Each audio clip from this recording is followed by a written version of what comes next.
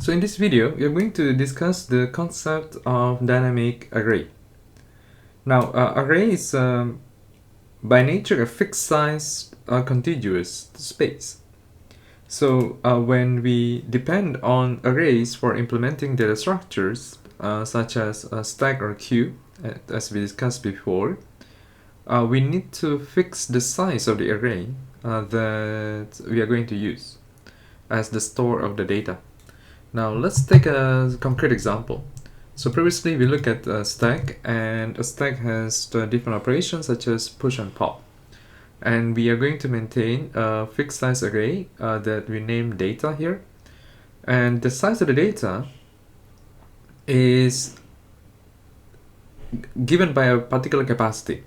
And in this case, when the stack has been filled to its capacity, we cannot add any new thing inside the stack. So for instance here, the push operation, when we have the size of the array that is equal to the length of the size of the stack equal to the length of the array, which means that the stack is full now because every array position has been occupied, then we just have to throw an exception that says that the stack is full.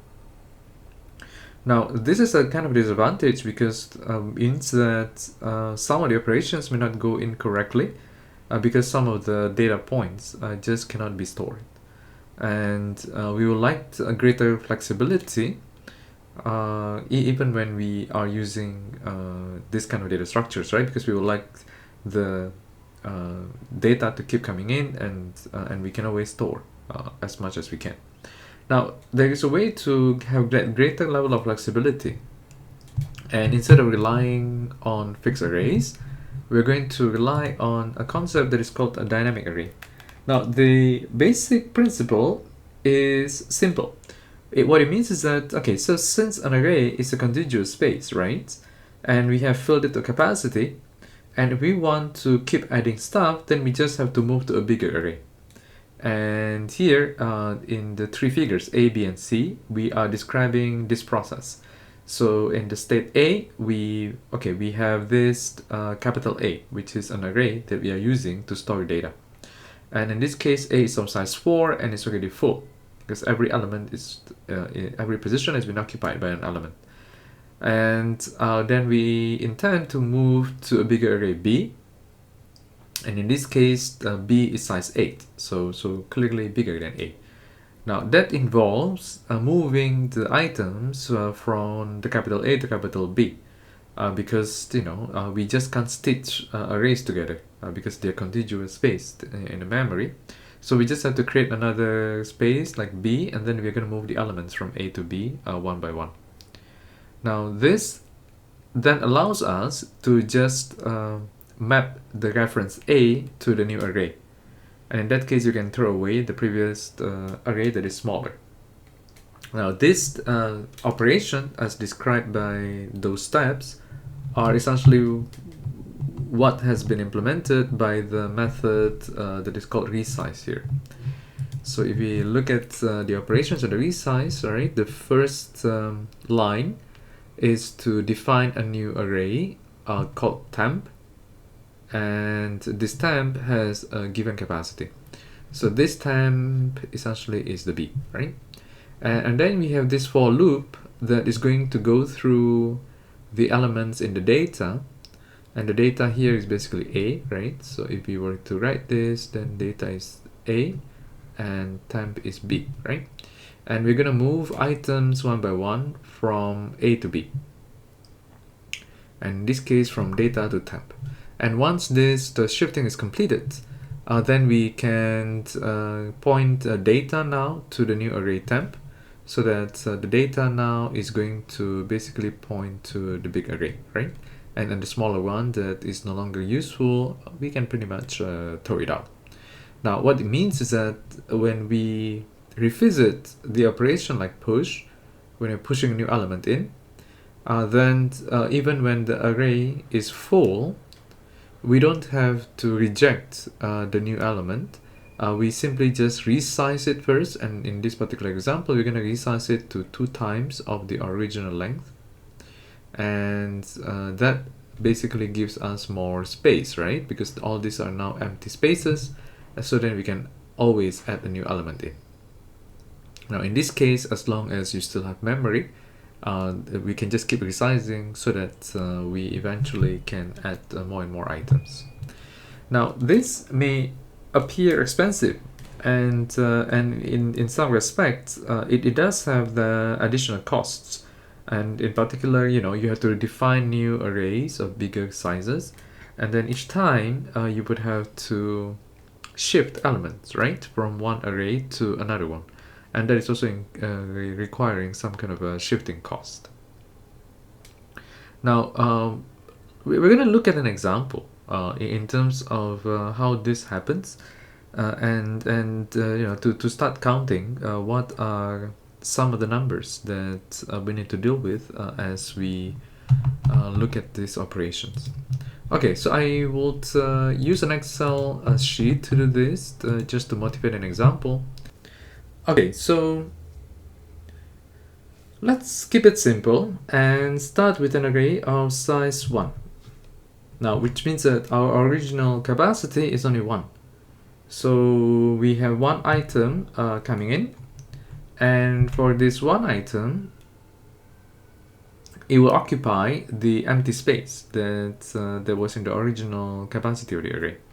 So in that case, basically my array is already full. And the next item comes. So I'm gonna put that item into the array, but my array has only a size 1, so I don't have any more space. And because of that, I need to resize my array, and I'm going to assume the same convention as we saw in the slide earlier. So we're going to double the size. So which means that it was 1 before, now it's going to be 2, right? But it means that we're going to create a new array of size 2. And in this new array of size 2, I need to move the previous item 1 to occupy it first, right? So I need to have one shift, and then I'm going to do one insert, which is this, right?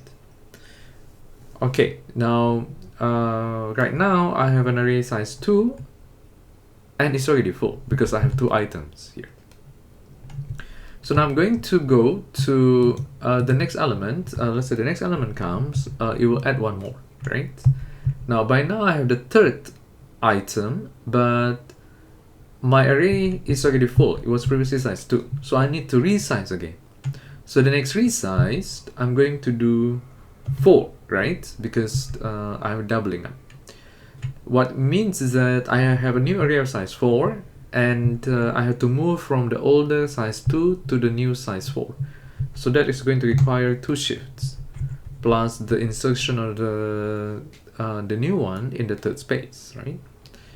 Alright, so then the next item comes. Well, I still have space because I have 1, 2, 3, 4 items, and indeed my array is size 4 now. Okay, everything is still fine. Now, but when the 5th item comes, I don't have space anymore because my last size is 4. So I need to double up again, and in this case I'm gonna go to 8. Now, but to go to 8 means I'm gonna create a new array of size 8, and I need to move the previous 4 into the new 8, and that's going to require 4 shifts. Okay, and the next item, number 6, still has space, number 7 still has space, number 8 still has space. And let's do it one more time, and then we go to the 9th item. Now for the 9th item, I'm going to have to go to 16. Now, but going to 16 means that I create a new array of size 16, and I need to move things from size 8.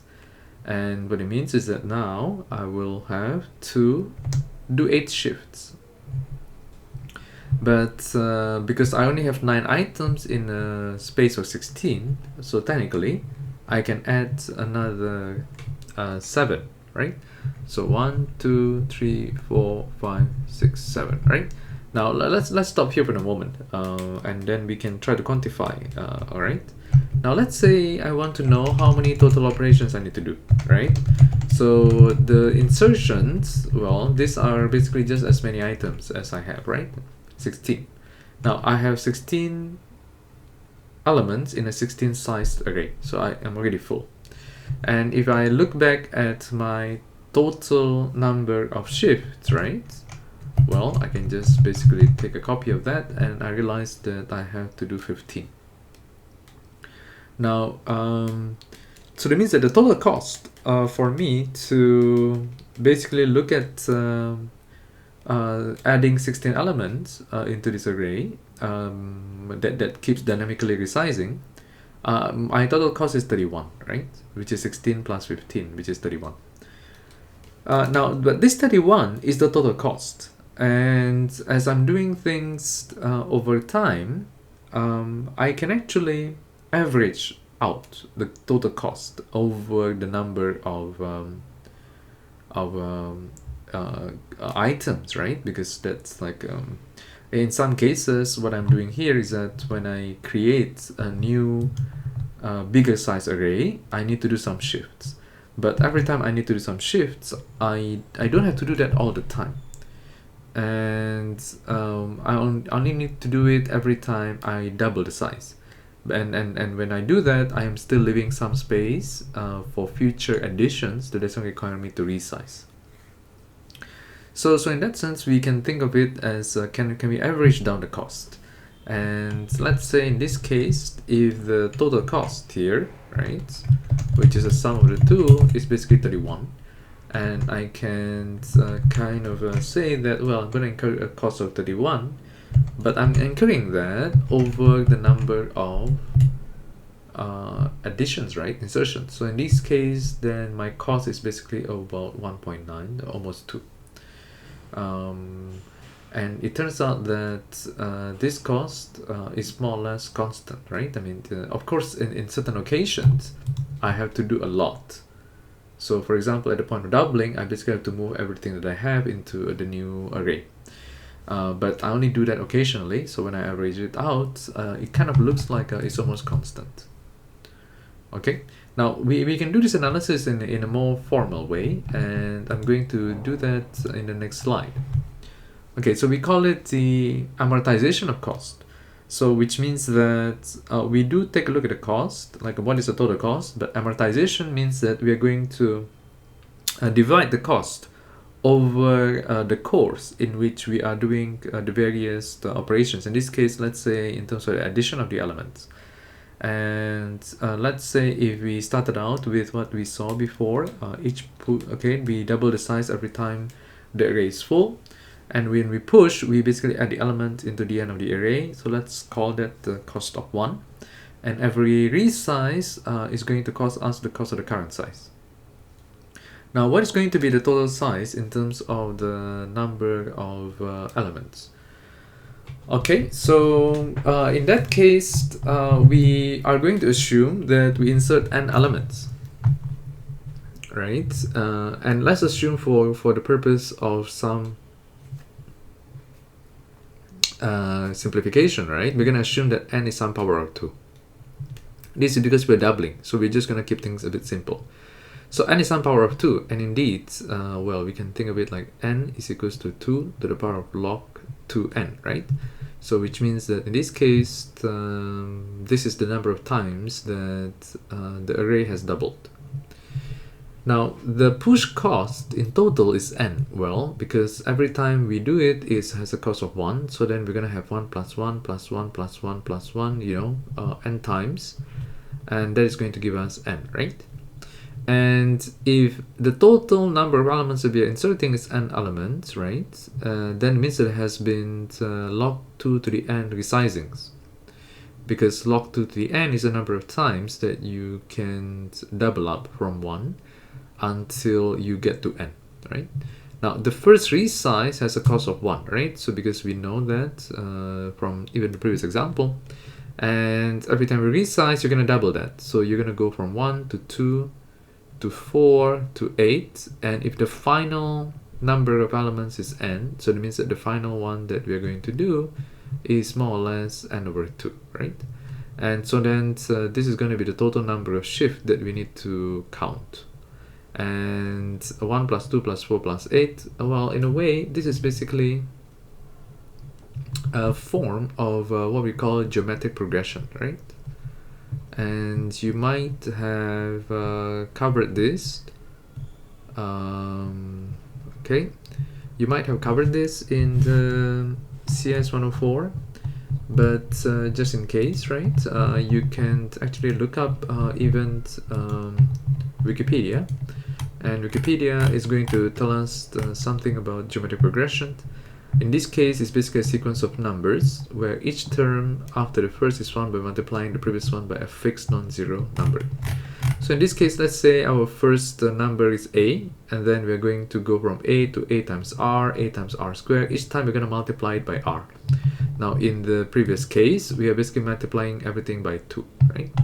And based on geometric progressions, you would take the sum of it, and the final sum, okay, it's basically geometric series, and it's going to be given by the following formula. So a is the starting point, so 1 minus r to the n divided by 1 minus r, right? R is here is a factor of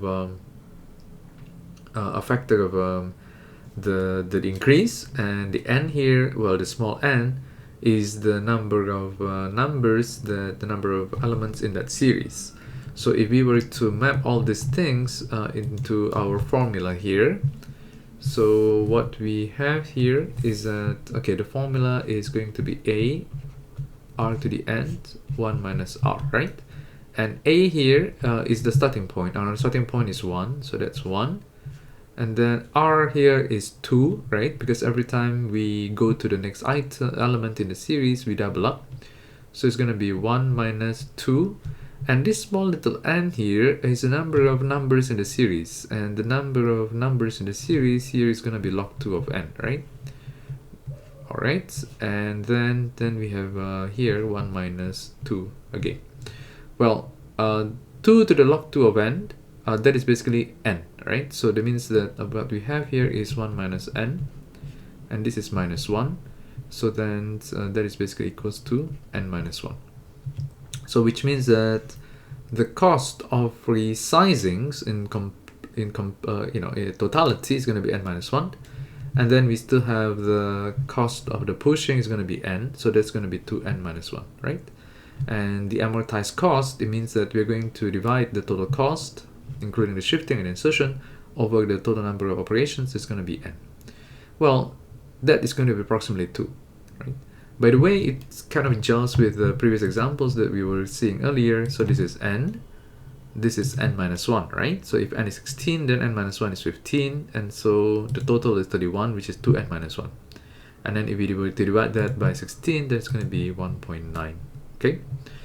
Well, that means that each insertion, it's just going to cost us 2 operations, which is basically a constant factor, right? Okay. Right. Now, it turns out that, well, that probably is a variable cost. I mean, once in a while, we might have to wait a little while when we resize, let's say to double up. But if we look at the total cost that we have to pay to do all these insertions, this is probably still manageable because it's relatively constant per insertion. Now, but this is also kind of sensitive to the way that we are going to resize the arrays.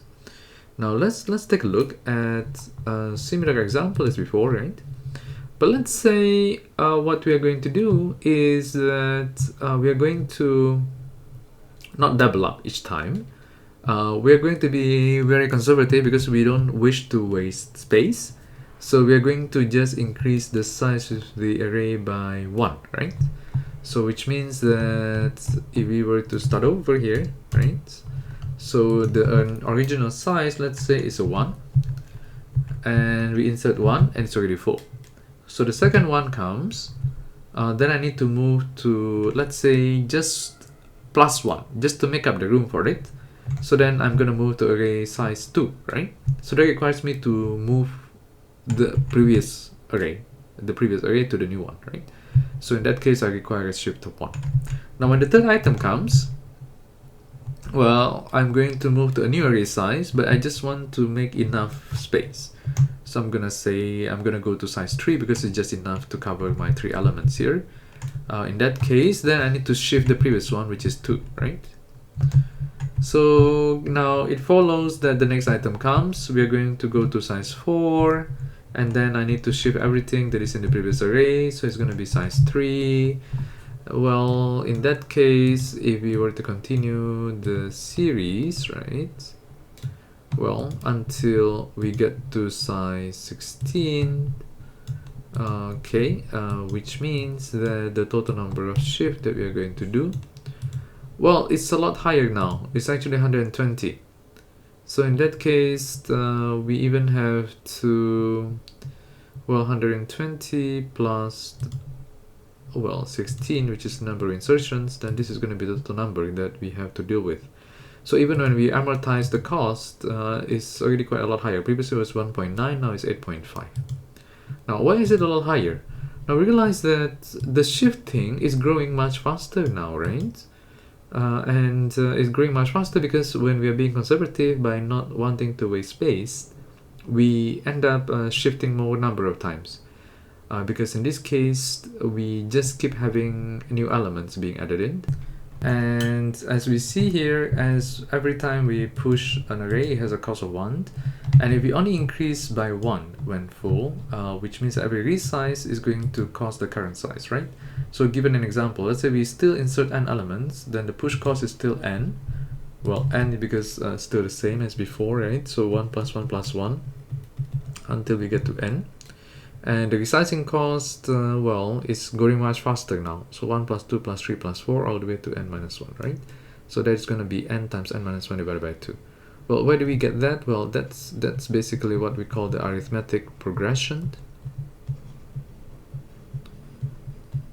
Okay, so in this case, you probably would have covered that in the previous math classes as well.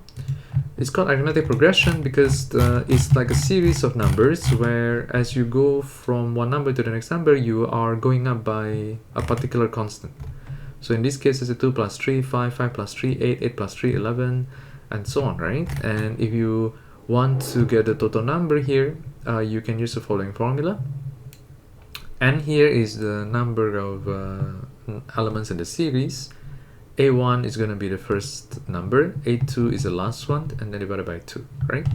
So if we were to apply it here, in that case, right, so the number of numbers from 1 to n minus 1, well, that is going to be n minus 1, right? And the first number is 1, right? The last number is n minus 1, so that is like this, right? And then divided by 2, right? Now this is going to cancel out, so then you have n times n minus 1 divided by 2. And that is just the resizing cost. So you still have to add the push cost, so this and this together is going to give us this. Now if we were to amortize it, right? If we were to amortize it down to the average cost per insertion, in that case, the total number of inserted is n elements. Then we are going to divide the total cost here by n, right? So the n element in the denominator here. So then roughly it's going to be n plus 1 over 2. And indeed, if we were to look at the previous example here, it kind of match up as well because n here is 16 now. So n plus 1 divided by 2 is 8.5. Now, but there is a difference here between this one and the previous one. Because what we have now is that the average cost per insertion actually depends on n, right? It depends on n. It means that if we were to insert more and more elements, this scheme is actually getting more expensive. Whereas in the previous case, the amortized cost by the time we get to the end is basically independent of n, right? As n gets very large, for example, then we can ignore the 1, the n and the n will cancel out, right? So in that case, then we are left with just 2. That is basically almost a constant. It means that every time you add, it's just a constant factor. Whereas in this particular case, every time you add, you're basically growing with the number of elements that are already in the list or in the array. So this is a worse way of doing increment. So in that sense, we are basically, it depends on the expectation of do we want to conserve space? Because the previous one of doubling every single time, we are going to create double the size. And what it means is that just in case we are not filling it up to capacity, then means that we are removing. We are not making use of those spaces, right?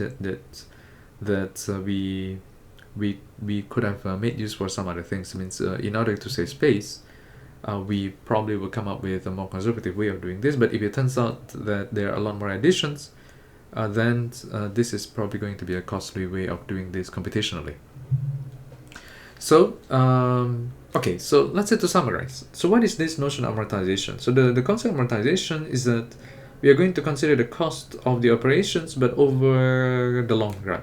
And we're going to average out, depending, over the number of elements that we are going to process.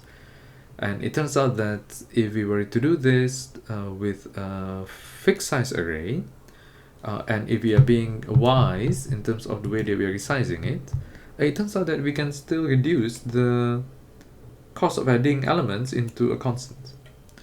And that is similar to the notion of a linked list, right? And in that case, we can at least equalize this part of between choosing of an array or a linked list implementation. Because the cost of additions in terms of amortization is going to be roughly similar. Now, of course, there are still other advantages to that is part of the nature of arrays or linked lists themselves. So in the case of arrays, you still have the random access, right? Because you access things by the positions. In that case, if you just want to access, like to read, it's actually faster. But of course, modifying the array is slower, because in case you need to shift things, let's say I want to put something in the middle of things, then that's difficult. But this kind of a problem of adding something in the middle of it, you don't face this when you're dealing with queue or stack, because queue or stack, you usually have it at the end, right?